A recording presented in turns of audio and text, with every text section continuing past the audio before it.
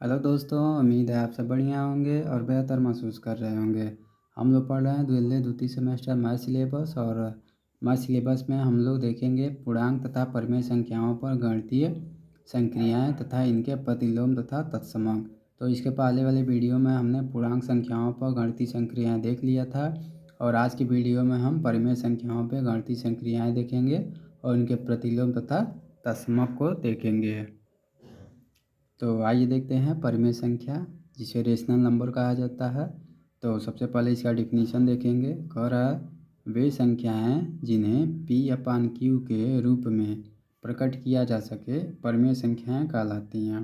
अर्थात जिन्हें P/Q के रूप में लिखा जा सके वे संख्याएं परिमेय संख्याएं कहलाती हैं, जहां P तथा Q दोनों ही पूर्णांक होंगे तथा Q शून्य के बराबर नहीं होगा, जैसा कि यहाँ पे दिया है।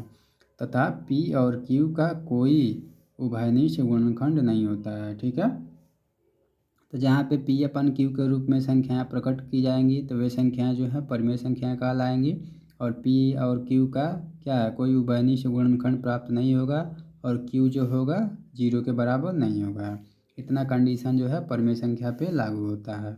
अब कह रहा है कि स्मरणीय तथ्य यानी कि कुछ चीज़ें हमको याद रखना है, जैसे कि अगर आप प्रत्येक भिन्न एक परिमेय संख्या होती है, तो इस चीज़ को हमेशा याद रखिएगा कि प्रत्येक भिन्न एक परिमेय संख्या होती है। प्रत्येक पूर्णांक एक परिमेय संख्या होता है, परंतु सभी परिमेय संख्याएं पूर्ण संख्याएं नहीं होती हैं। तो कहने का मतलब है जितनी भी पूर्णांक संख्याएं होती हैं वह एक परिमेय संख्या होती हैं, परंतु सभी परिमेय संख्याएं पूर्ण संख्याएं नहीं होती हैं। तीसरा है यदि P/Q एक परिमेय संख्या है तो P को अंश तथा Q को हर कहते हैं। इस चीज़ को भी आप याद रखिएगा। और अगला कह रहा है कि यदि x कोई पूर्णांक हो तो परिमेय संख्या x/1 पूर्णांक x से भिन्न नहीं होता है और प्रायः x के रूप में लिखी जाती है। ठीक है, तो जैसे कि यदि x कोई पूर्णांक हो, ठीक है ना, और इसको परिमेय संख्या बनाना हो तो x/1 लिख के इसको परिमेय संख्या बना सकते हैं। और अगला कह रहा है किसी परिमेय संख्या के समतुल्य अनंत परिमेय संख्याएं होती हैं। जैसे कोई परिमेय संख्या 1/3 लिख दिया तो इसके समतुल्य जो होती हैं अनंत परिमेय संख्याएं बनती हुई चली जाती हैं। अब कह रहा धनात्मक और ऋणात्मक परिमेय संख्याएं। तो आइए देखते हैं धनात्मक परिमेय संख्या क्या होती है और ऋणात्मक परिमेय संख्या क्या होती है। तो किसी भिन्न के हर व अंश का एक ही धनात्मक पूर्णांक से गुणा करने पर उस भिन्न के मान में कोई अंतर नहीं होता है। तो इस चीज़ को भी याद रखिएगा कि कोई भिन्न मान लीजिए 1/2 दे दिया हो और इनके अंश और हर में, ठीक है ना, और अंश और हर में एक ही धनात्मक संख्या से, मान लीजिए 3 से इसमें गुणा कर रहे हैं, 3 से इसमें गुणा कर रहे हैं, अंश और हर में एक ही धनात्मक पूर्णांक संख्या से गुणा करने पर क्या करा, उस भिन्न के मान में कोई प्रभाव नहीं पड़ेगा। जैसे कि 3/6 अगर कर लिए तो इसका मान भी जो है 1/2 के बराबर ही होगा।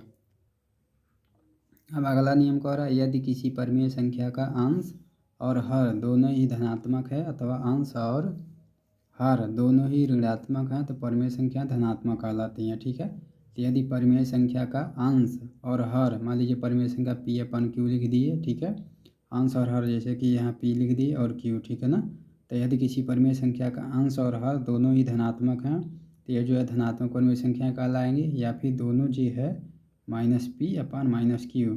अगर दोनों ही अंश और हर जो है ऋणात्मक हैं तो यह भी क्या है, धनात्मक पूर्णांक संख्या यानी कि धनात्मक परिमेय संख्या कहलाएंगी। ठीक है ना, तो जहाँ भी P/Q और दोनों धनात्मक होंगी वे धनात्मक परिमेय संख्या, जहाँ भी P/Q और दोनों निगेटिव हैं तो यह भी क्या है, धनात्मक परिमेय संख्या कहलाएंगी। अब अगला कह रहा है यदि किसी परिमेय संख्या के अंश अथवा हर में से कोई भी एक ऋणात्मक है तो परिमेय संख्या ऋणात्मक कहलाती है। जैसे P/Q लिख रहे हैं हम और इन दोनों में से कोई एक ऋणात्मक है तो यह जो है ऋणात्मक परिमेय संख्या कहलाएगी।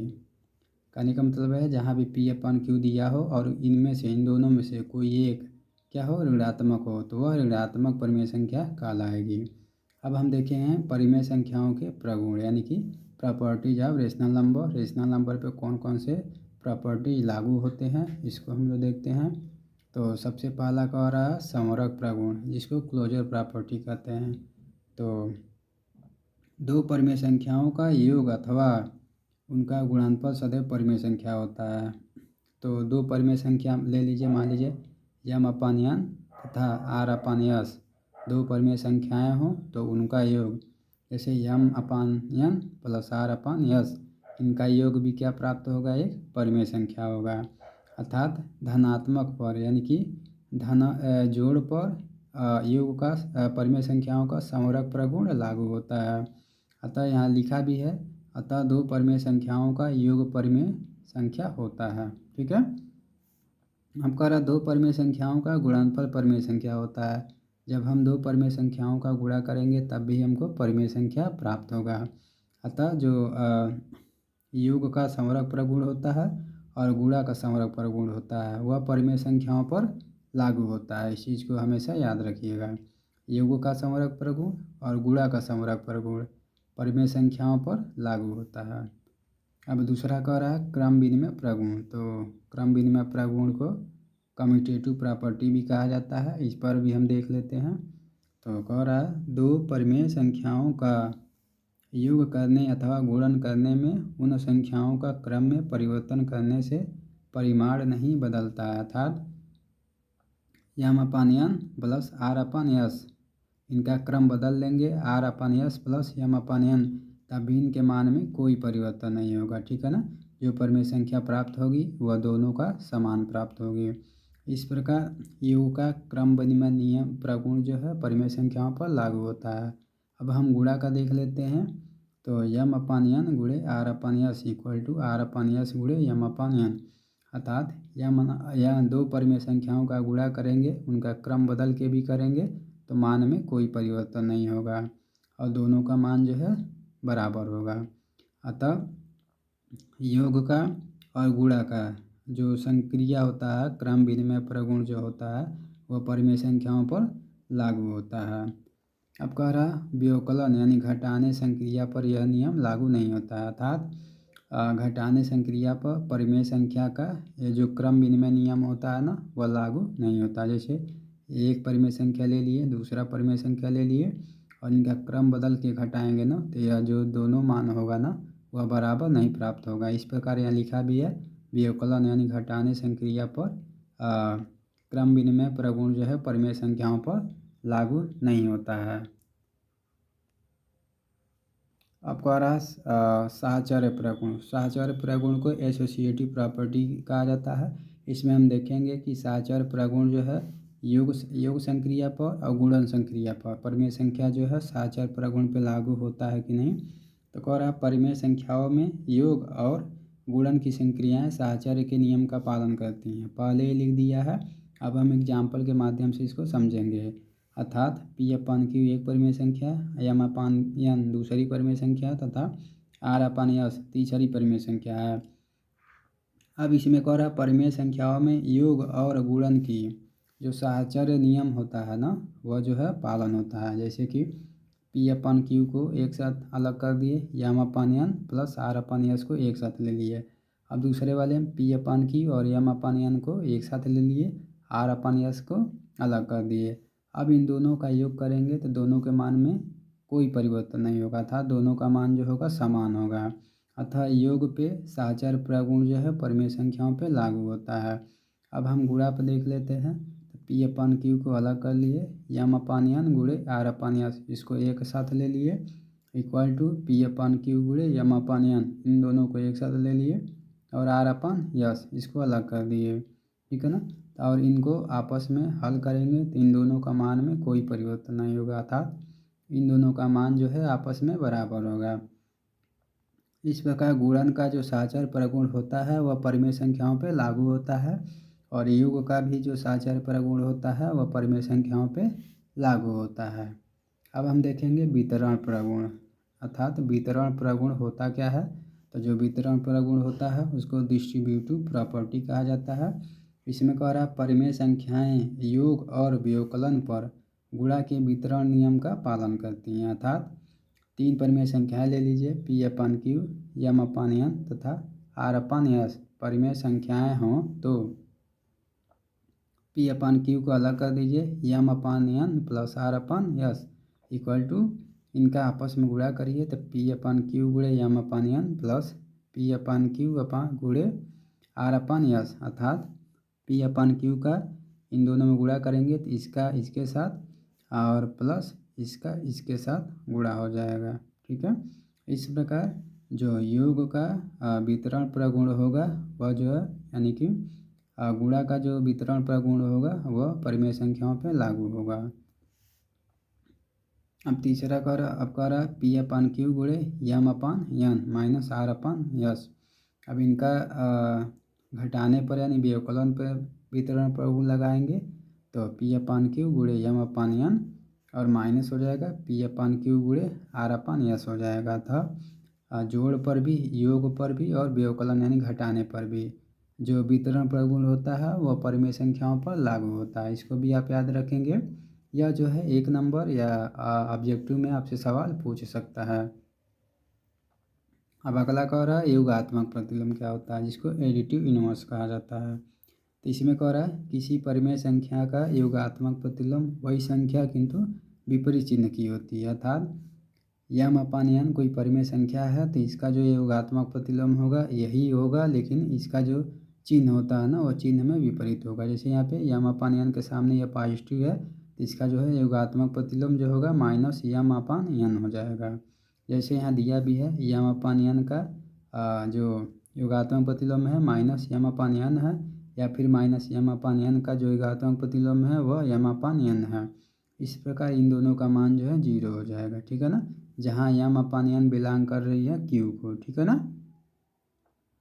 अब कह रहा यम अपान यन का योगात्मक प्रतिलोम माइनस यम अपान यन है तथा यम अपान यन तथा यम माइनस यम अपान यन एक दूसरे के योगात्मक प्रतिलोम हैं। ठीक है ना, तो इस प्रकार कह रहा है किसी परिमेय संख्या का, यहाँ डिफिनीशन भी आप देख सकते हैं कि किसी परिमेय संख्या का योगात्मक प्रतिलोम वही संख्या किंतु विपरीत चिन्ह की होती है। ठीक है ना, जैसे यम अपान यन कोई परिमेय संख्या है तो इसका जो योगात्मक प्रतिलोम होगा माइनस यम अपान यन हो जाएगा। अब कह रहा है गुणात्मक प्रतिलोम। तो आइए देखते हैं गुणात्मक प्रतिलोम जिसे मल्टीप्लिकेशन इनवर्स कहा जाता है। इसमें कह रहा है किसी भी परिमेय संख्या का गुणात्मक प्रतिलोम उस परिमेय संख्या का व्युत्क्रम होता है। आइए इसको एग्जाम्पल के माध्यम से देखते हैं। यहाँ पे कह रहा है प्रत्येक शून्येतर यानी नॉन जीरो परिमेय संख्या यम अपान यन के लिए परिमेय संख्या यन अपान यम इस प्रकार की होती है। ठीक है, जैसे कि कहा है कि किसी भी परिमेय संख्या का गुणात्मक प्रतिलोम उस परिमेय संख्या का व्युत्क्रम होता है, यानी कि यम अपान यन है और इसका जो है हम गुणात्मक प्रतिलोम निकालेंगे तो इसका गुणात्मक प्रतिलोम जो होगा इस परिमेय संख्या का व्युत्क्रम होगा, अर्थात यन ऊपर चला जाएगा और यम नीचे आ जाएगा जैसा कि दिया है। अर्थात यम अपान यन का गुणात्मक प्रतिलोम यन अपान यम होगा और यन अपान यम का गुणात्मक प्रतिलोम यम अपान यन होगा। ठीक है, गुणात्मक प्रतिलोम का आपस में गुणा करने पर मान 1 आना चाहिए। अगर 1 आता है तो इस प्रकार परिमेय संख्या आपस में गुणात्मक प्रतिलोम है। यहाँ एग्जाम्पल के माध्यम से समझा भी दिया है। जैसे यहाँ परिमेय संख्या यन अपान यम परिमेय संख्या यम अपान यन का गुणात्मक प्रतिलोम है, अर्थात यम अपान यन का गुणात्मक प्रतिलोम यन अपान यम है। ठीक है, यह परिमेय संख्या का व्युत्क्रम कहलाएगी। ठीक है, अब कह रहा शून्य का गुणात्मक प्रतिलोम नहीं होता है, इस चीज़ को भी याद रखिएगा, पूछ लेता है। शून्य का गुणात्मक प्रतिलोम होता है तो नहीं होता है, शून्य के अतिरिक्त सभी परिमेय संख्याओं का गुणात्मक प्रतिलोम होता है, इस चीज़ को भी आप हमेशा याद रखिएगा। अब कह रहे योगात्मक और गुणात्मक तत्समक। तो योगात्मक और गुणात्मक तत्समक को देख लेते हैं। तो इसमें कह रहा है एडिटिव एंड मल्टीप्लिकेटिव आइडेंटिटी, जहाँ परिमेय संख्याओं में 0 और 1 क्रमशः योग का योगात्मक तत्समक और गुणन का गुणात्मक तत्समक कहलाते हैं। ठीक है, तो परिमेय संख्याओं में जब हम 0 जोड़ेंगे तो वही परिमेय संख्या प्राप्त होगी, अतः यह योग का तत्समक योग का योगात्मक तत्समक कहलाएगा। और जब हम परिमेय संख्या यानी कि यम अपान यन में 1 से गुणा करेंगे तो वही परिमेय संख्या प्राप्त होगी, अतः यह गुणन का गुणात्मक तत्समक कहलाएगी। जैसे कि यहाँ एग्जाम्पल के माध्यम से दिया है, जैसे यम अपान यन में 0 जोड़ रहे हैं, यम अपान यन में 0 जोड़ रहे हैं तो वही परिमेय संख्या यम अपान यन ही प्राप्त होगा, जहाँ 0 एक परिमेय संख्या है। ठीक है, अब यहाँ पे कह रहा है यदि 1 गुणात्मक तत्समक है तो यम अपान यन गुणे 1 अपान 1 इक्वल टू 1 अपान 1 गुणे m upon n equal to m upon n है। सभी m अपन n बिलोंग कर रहे हैं q यानी कि परिमेय संख्या को। ठीक है ना। तो यहाँ पर एक एग्जाम्पल भी दे दिया है, एक उदाहरण भी दिया है, इसको आप देख लीजिए। यहाँ कह रहा है कि -5/7 का गुणात्मक प्रतिलोम बताइए। तो -5/7 का गुणात्मक प्रतिलोम क्या होगा, तो इसका गुणात्मक प्रतिलोम क्या करेंगे, गुणात्मक प्रतिलोम में हम 1 से गुणा कर देंगे। ठीक है ना। गुणात्मक प्रतिलोम का मतलब होता है इनका उल्टा। इनका उल्टा चिन्ह तो वही रहेगा, लेकिन गुणात्मक प्रतिलोम जब कहेगा तो इनका उल्टा कर देंगे। तो इनका उल्टा करेंगे तो क्या आ जाएगा, -7/5 हो जाएगा। और इस प्रकार इसको हम देख लेते हैं, -5/7 का गुणे -7/5 में अगर गुणा करते हैं तो इसका वैल्यू 1 हो जाएगा। इस प्रकार -5/7 का जो गुणात्मक प्रतिलोम होगा वह -7/5 होगा। ठीक है ना। किसी भी संख्या का जो गुणात्मक प्रतिलोम होता है, गुणात्मक प्रतिलोम और उस संख्या का आपस में गुणा करने पर मान 1 आता है, तो उस संख्या का क्या होगा, गुणात्मक प्रतिलोम होगा। ठीक है ना। तो इस प्रकार हम परिमेय संख्याओं पे संक्रियाएँ जो हैं हम देख लिए। अब अगले वाले वीडियो में हम कुछ आगे की चीज़ें देखेंगे। और आगे के अपडेट के लिए आप चैनल को सब्सक्राइब कर लीजिएगा और बेल आइकन को क्लिक कर लीजिएगा, ताकि आगे का नोटिफिकेशन आपको मिलता रहे। धन्यवाद। आपका दिन शुभ हो।